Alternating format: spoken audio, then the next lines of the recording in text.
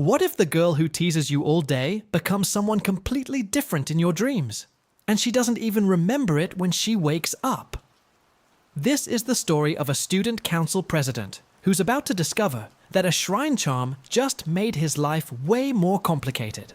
Keigo Kusakabe is not the kind of guy who makes a good first impression. He's a second-year student council president with a face that looks permanently angry, and the whole school knows it. The moment he steps onto campus, students are already whispering about how scary he looks. But today, he's spotted something that sets his rigid, rule-following brain on fire. A girl wearing earrings that clearly violate the dress code. He points right at her and calls it out. No hesitation, because for Keigo, rules aren't optional. The girl with the earrings isn't exactly intimidated. She pushes back hard, asking what the big deal is over some jewelry, while her friends back her up with attitude. She drops the real bomb, though. Her boyfriend gave her those earrings, and she's not about to take them off for some guy who's clearly never been in a relationship. The crowd eats it up, but Keigo doesn't even flinch. He fires back without a second thought. Rules come before romance, end of discussion. But then someone steps in to cut the tension, and she does it with terrifying elegance. Chiharu Hanasaki, first-year student council treasurer, appears like she materialized out of thin air. She's the daughter of two famous actors, she's gorgeous, and the entire hallway immediately loses its mind just seeing her. Even the girl with the earrings can't help but melt when Chiharu speaks to her directly. Chiharu handles the situation with surgical precision and a warm smile. She compliments the girl's sense of style, gently asks her to follow school regulations going forward, and even offers to hold on to the earrings for her. The girl who was just ready to throw down with Keigo is now blushing and thanking Chiharu like she just met a celebrity, which, technically, she kind of did. Keigo watches the whole thing unfold and can barely process it. Chiharu just resolved a confrontation he was about to make worse, and she did it while making everyone love her more. The first-year girls are already fawning over how cute Hanasaki is, and even the rule breaker walked away happy. He's the student council president, and his own treasurer just made him look completely unnecessary. This is the thing about Hanasaki that drives Keigo up the wall. She's universally adored. Her parents are popular actors. She's gaining attention as a rising actress herself, and everyone at school treats her like royalty. Students gush about her constantly, calling her an angel, saying she's nice to literally everyone. Even Keigo has to admit that on paper, she's basically perfect. But Keigo knows something nobody else does. Behind that polished, refined exterior, Hanasaki has a mischievous streak she saves exclusively for him. She teases him, pokes fun at his serious nature, and shows this little devil attitude that would absolutely shock anyone who only knows her public persona. For some reason, he's the only one who gets to see that side of her. After school, Hanasaki finds Keigo and suggests they go on an outside patrol together. She mentions there's a spot nearby where students have been hanging out and possibly causing trouble for the neighbors. As the student council, they can't just ignore that. It's a legitimate reason to head out. Keigo sighs but agrees, because she's technically right and he can never argue with proper procedure. Walking together after school, Keigo notices something he didn't expect. The first-year girls who used to be scared of him are apparently starting to get used to his presence. He mentions being shocked that they were even looking down on him earlier, which is somehow an improvement from running away. Hanasaki swoops in with a teasing grin, calling him a helpless senpai who clearly can't survive without her. They end up at a shrine, not exactly a standard patrol destination. Hanasaki's the one who led them here, and she's got that look on her face that says she planned this all along. The shrine is old and atmospheric, tucked away from the main streets. She starts telling him the legend behind this place, and Keigo gets the distinct feeling he's being set up for something. The legend goes back to the Heian era, when a noble princess fell in love with a commoner. Their romance was forbidden, so they came to this very shrine and vowed eternal love. Mysteriously, after that, they were able to meet each other every night in their dreams. The two spent their lives secretly together through those dream meetings, and the shrine became famous for it. Hanasaki explains the shrine's charm system. If two destined people each buy one of the paired charms, they'll be bound by eternal love and able to meet in their dreams. Keigo listens and gives his trademark flat response. Interesting history, but obviously impossible. He glances over and notices Hanasaki is watching him carefully, clearly waiting for a specific reaction that he's completely failing to deliver. Hanasaki pouts, and it's one of those rare moments where her composure cracks just a little. She tells him this is a request from his cute junior, and as her senpai, shouldn't he at least play along with something like this? The shrine, the legend, the paired charms. She's practically spelling it out for him. But Keigo, being Keigo, notes that hanging around the shrine too long might cause trouble for the neighbors. That night, Keigo finds himself lying in bed, unable to stop thinking about the shrine visit. He wonders if the legend actually got to him somehow, because his mind keeps drifting back to what Hanasaki said. Then he opens his eyes, and she's standing right there, in his room, in casual clothes, looking at him with soft eyes. His brain short-circuits trying to figure out if this is real. He decides it has to be a dream because there's no way Hanasaki is actually in his bedroom, and if it's a dream, then nothing he does matters. It won't affect reality. That logic unleashes something in him, and suddenly he's grabbing her hand and telling her she's way too cute. He's practically shouting it, completely losing the composed president act, while Dream Hanasaki just stares at him in bewildered confusion.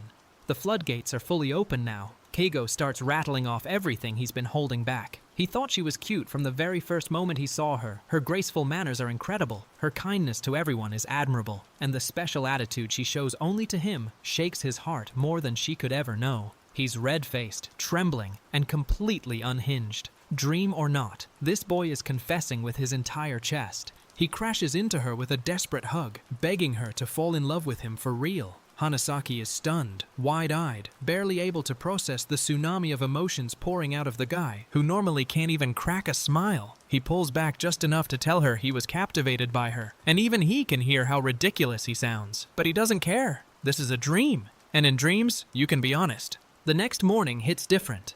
Keigo drags himself to school looking like he hasn't slept in a week, and everyone around him can tell something's off. His little sister notices he's been down since morning and tries to cheer him up by offering him a pretty stone she found during lunch. He brushes it off, but the weight of last night's dream is clearly crushing him from the inside.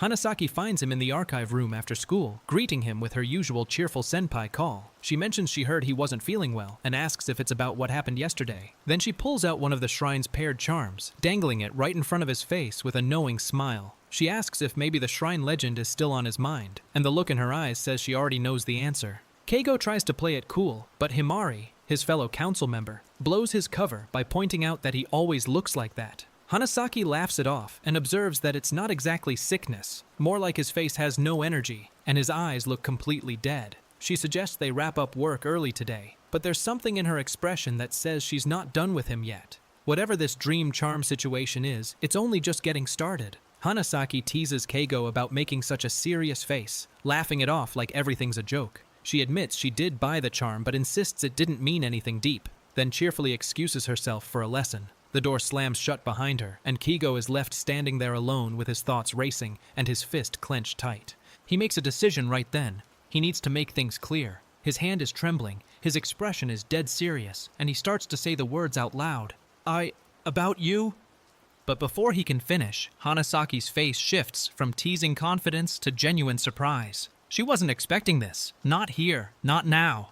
Keigo lays it all out, but not the way anyone would expect from a confession. He tells her he's truly grateful for her presence in the student council, that she finds time to help even between her own lessons. He says the way she treats him kindly without pushing him away means more than she knows, and that the council runs smoothly because of her. It's not an exaggeration. It's the most sincere thing he's ever said to her.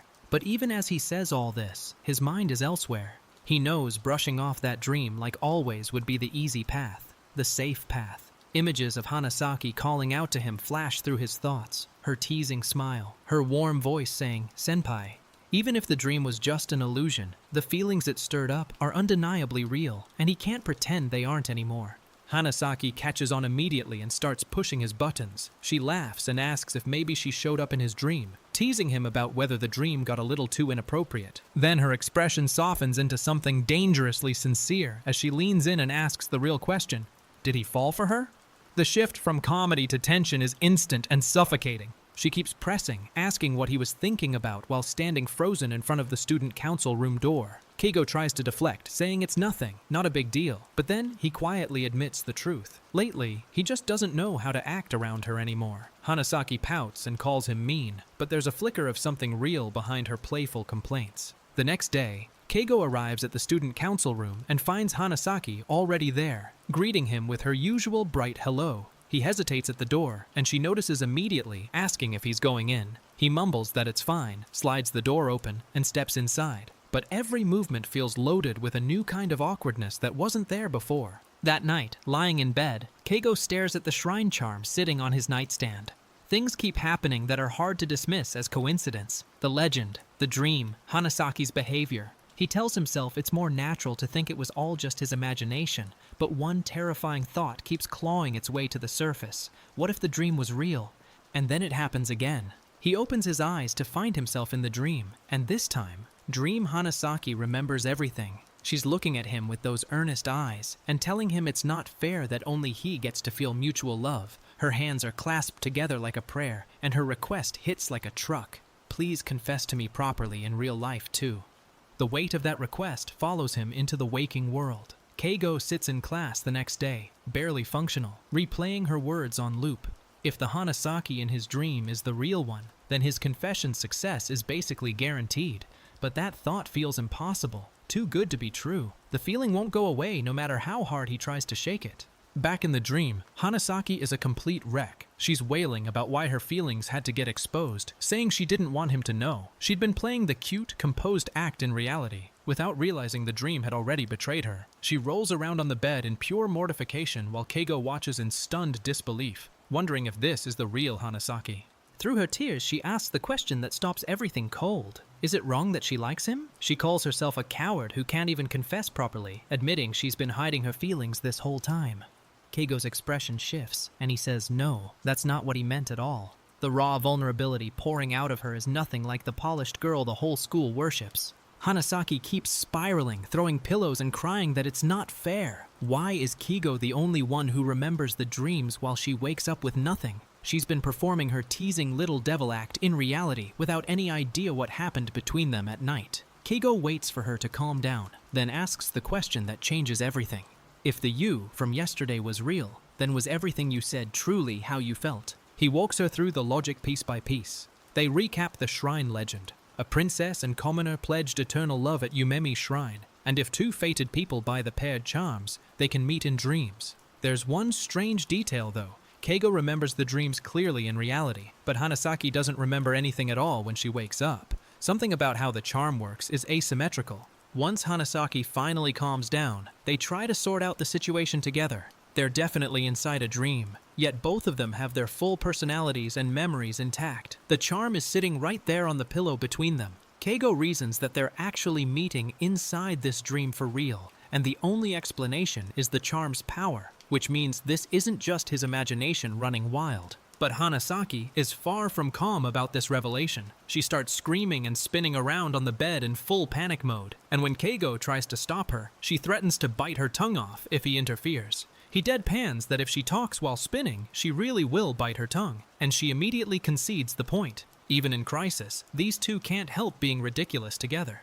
Once the chaos settles, Hanasaki brings up something from the previous dream that only she would know. She told him in the dream that her parents got together at Yumemi Shrine, but during the student council meeting, she'd claimed she found the shrine online. Keigo confirms it. Yeah, they met in yesterday's dream too. Her face goes pale as she realizes that story was a lie she told to cover her tracks. The next dream takes another turn when Hanasaki suddenly tells Keigo to stay right where he is. Her expression shifts from panic to something desperate and searching as she asks the question that's been building since this whole mess started. Are you the real senpai? Not a dream construct, not her imagination, but the actual Keigo Kusakabe. He looks her dead in the eyes and confirms it. Back in reality, the fallout continues. Keigo stumbles through a conversation where Himari shows him an article confirming that Hanasaki's celebrity parents really did get together at that shrine. His little sister is thrilled that a famous shrine is nearby, but Keigo's brain is short-circuiting. The dream he dismissed as fantasy is matching up with verifiable facts. The line between dream and reality is getting dangerously thin. The next day in the student council room, Hanasaki shows him the charm she brought to school, cheerfully mentioning she hasn't shown it to anyone yet. But then she asks the question he's been dreading. What about you, senpai? Did you see me in your dream? She says she didn't dream at all last night, which only deepens the mystery. Keigo hesitates, the truth sitting heavy on his tongue, and all he can manage is a strained, well. In the dream, Hanasaki has a question she needs answered before anything else. She noticed Keigo's expression looked tense when he left the student council room earlier, and she wants to know why he thought she felt uncomfortable. She asks him to tell her how he was feeling so she can learn from it for next time, and Keigo reluctantly agrees to open up. Hanasaki listens to everything he says and then hits him with the last thing he expected. She tells him his passionate words today made her really happy. Then she immediately follows it with a deep, genuine apology. She says she meant to express her feelings but ended up making him uncomfortable instead, and she deeply regrets it. Keigo just stares at her, completely blindsided. His little sister delivers the knockout blow the next morning, flatly informing him that what he said to Hanasaki counts as sexual harassment. Keigo is floored. He thought he was complimenting her. His sister explains that compliments about looks and personality can cross the line, especially when they're that intense, and that's exactly how he ended up making Hanasaki uncomfortable without realizing it. But Keigo being Keigo, he doesn't stop there. He keeps talking to his sister about Hanasaki, her pretty face, her graceful demeanor, how she excels in academics and student council work, how her inner qualities are just as amazing as her appearance. He says her noble spirit is what truly makes her beautiful, and asks her to always stay true to who she is. Himari and Hanasaki just watch in stunned silence as the man simply cannot stop praising this girl. Then Keigo drops the real bomb. He announces he's going to confess his feelings to Hanasaki in the real world. Ever since he made that promise in the dream, he's been preparing for the moment, stockpiling every word he wants to say. His eyes go intense, and he declares he'll tell her all of them. Himari's jaw hits the floor, while Hanasaki can barely process what's happening right in front of her. The student council room is thick with tension after that declaration. Hanasaki sits at her desk with a subtle, knowing smile, while Keigo tries to figure out how to respond to the situation he just created. He wonders what Hanasaki is thinking, notices she must be anxious about what happened yesterday, and clenches his fist. Maybe this is his chance to reassure her that everything's okay between them. Meanwhile, Himari is on a completely different mission. She corners Hanasaki to talk about romance, warning her that as a future superstar actress, her private life will be hounded by media, and she won't be able to fall in love freely. She tells Hanasaki she only gets one shot at youth, and that she needs to find someone she likes right now. The intensity in Himari's eyes is absolutely unhinged. Himari's panic reaches a fever pitch when she asks if Hanasaki is already dating someone. Hanasaki calmly replies that she's not thinking about romance right now. She's busy with lessons and other commitments. She says it with a sparkling smile that radiates pure composure, while Himari crumbles into a pile of desperate affection in the background, silently declaring she loves Hanasaki from the bottom of her heart. Right on cue, a boy from the class next door confesses to Hanasaki, and she gently turns him down. Himari asks if that kind of thing happens often, and Hanasaki casually estimates about once a week. Himari suggests she try going out with someone just once, and Hanasaki's expression shifts ever so slightly. A tiny crack in the armor that suggests romance isn't as far from her mind as she claims. Keigo decides he needs to tell Hanasaki he's not bothered by what happened yesterday, but the timing feels impossible. She bursts into the student council room with her usual energy, and he catches her staring at him with an unreadable expression. When he asks if something's wrong, she smiles and says it's nothing. The gap between what they're both thinking and what they're actually saying could fill an ocean. The workday finally ends, and Himari collapses on her desk, declaring it's finally over. Keigo closes his laptop and calls it a day. Hanasaki declines Himari's invitation to press her face against the cool desk, laughing it off with a gentle refusal. Everything looks normal on the surface, but underneath, both Keigo and Hanasaki are carrying the weight of conversations the other one doesn't remember. The story catches us up on the full situation. Thanks to the mysterious charm, Keigo and Hanasaki became a couple in their dreams, but the real-life Hanasaki doesn't remember any of it. She keeps teasing him in reality while being sweet and vulnerable at night, and Keigo is stuck navigating both versions. He actually tried confessing to the real Hanasaki once already, and it failed spectacularly. She brushed it off like she didn't even realize it was a confession. In the dream world, they make a pact. They'll work together so that one day they can be together for real. They link their pinky fingers in a promise, and the warmth between them is undeniable. Hanasaki says that when they truly understand each other, they can become the happiest couple ever, and Keigo agrees without hesitation. The dream gives them what reality keeps denying. Hanasaki giggles and says she doesn't know why, but she's getting kind of excited about the whole arrangement. Keigo apologizes for the embarrassment of explaining his feelings during the day and making plans to win over the real her. She tells him it's okay, that it's actually a little embarrassing, but she doesn't mind. The tenderness between them in this dream space feels completely different from their daytime dynamic. Keigo makes his real promise. He wants to understand Hanasaki through these dreams, clear up the misunderstandings between them in reality, and once he truly knows her, confess to the real her properly this time. Hanasaki watches him with soft eyes as he lays out his plan. It's the most earnest, vulnerable version of Keigo that exists, and she's the only person who gets to see it. Back in reality, the dream's revelations hit differently. Keigo reflects on how he's always responded to Hanasaki's teasing with a flat, disinterested attitude, calling her presence unnecessary, brushing off her flirting. Now that he understands her perspective, he realizes that from her side, every one of those moments must have felt like a slow-motion rejection. She was putting herself out there and getting nothing back. Keigo replays the moment in the student council room when Hanasaki tried to gauge his feelings. He told her she was being a nuisance and to please stop. She didn't even realize it was a confession. It just didn't feel like that kind of moment. So she dodged it before he could clearly reject her, planning to try again from scratch with a fresh approach. The slam of the student council door echoes as Hanasaki asks why he's making such a serious face. But this time, Keigo sees through the teasing to what's really happening underneath. She's scared. She thought she was going to be rejected by the person she cares about most, and her cheerful act is armor, not confidence. In the dream, Hanasaki finally lets it all out. She admits she got really anxious. She bought the charm for him, but his reaction was the same as always, cold and distant. She thought she messed up, that maybe she was being too pushy, that he might start to hate her. The vulnerability pouring out of her is miles away from the composed girl everyone else sees at school. And then the dam breaks completely. Hanasaki bursts into tears, sobbing that she's sorry. That's not what she meant at all. She really, truly, from the bottom of her heart, loves him so much. Keigo just stares as she wails, tears streaming down her face, every wall she's ever built crumbling in real time. Two people who are already in love, trapped in a world where only one of them remembers it when they wake up. 10:25 p.m. Claude responded. Hanasaki confirms that Keigo's words today actually reached the real her in a good way, even if they were a bit much. Hanasaki confirms that Keigo's words today actually reached the real her in a good way, even if they were a bit much. She gives him one piece of advice: be more expressive with his face and tone of voice, because it's hard to tell what he's thinking. Keigo clenches his fist and promises to give it his all, and she beams at him with genuine warmth for maybe the first time without any teasing behind it. Hanasaki then asks something that catches him completely off guard. Why is he so calm about all this? She's been an emotional wreck this entire dream, rolling around and crying, yet Keigo looks totally composed. He freezes, face buried in a pillow, and she realizes he's absolutely not calm. He's just been holding it together by sheer willpower. She thanks him with a bright smile, and they agree to figure out what comes next.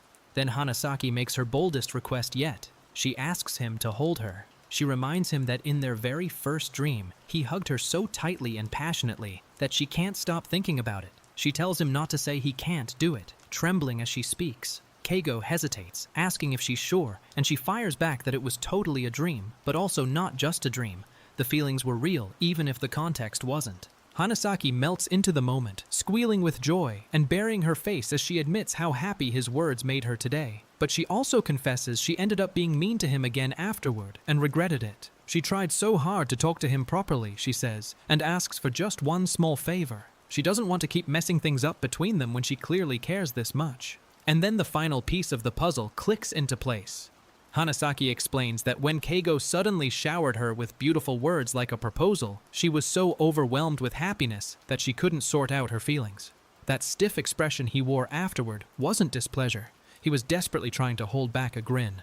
They both laugh through tears, finally understanding each other, and the misunderstandings that kept them apart start dissolving one by one.